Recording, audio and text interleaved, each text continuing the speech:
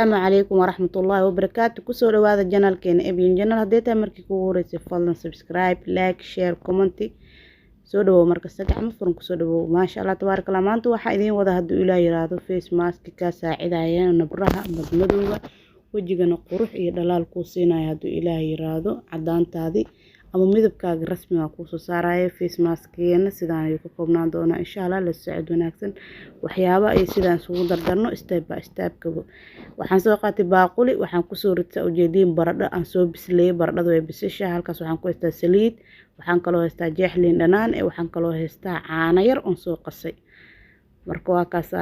baradhadeena fargeeta ayaa u qaadanaynaa insha Allah waa soo burburinaya kadib step xiga iyo qaabkan isugu habeen waa soo burburiyay baradhadii ma sha Allah tabaarakallah saa ujeedin fargeetadan saas ugu soo jabiyay baradhada marka hore inta waxaan rabaa inaad si fiican u soo bisleysid kadib waxaan ku soo daray caano iyo qasnaayaan ku soo daray waxaan kaloo ku soo daray saliid olive oil ka aheyd ama saliid zeytuun qofba sida u yaqaan maskigan insha Allah waa ka heli doontaa waxaan kaloo ku soo daray liin laanta saa ujeedin liinta ku soo tuujinaya ما شاء الله تبارك الله وحيرو عانن وأسوء عليه سيد ماسك وأسي ماسك دبعسن إيه ونقضو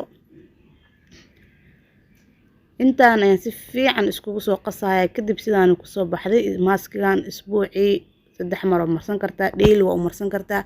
هبين إيه مالين حلو كديدا إيه مالها انت هذا كلو حافي عن ماسك بيفور آذا مرسن إنا بوجيغا بيق قندع كسو لقديد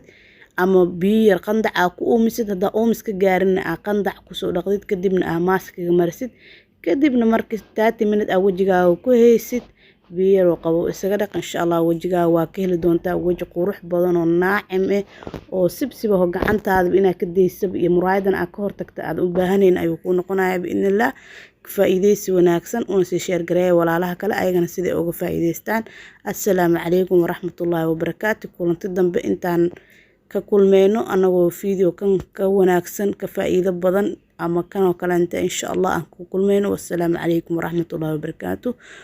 u sii share gareey walaalaha kale inta si uga faa'iideystaan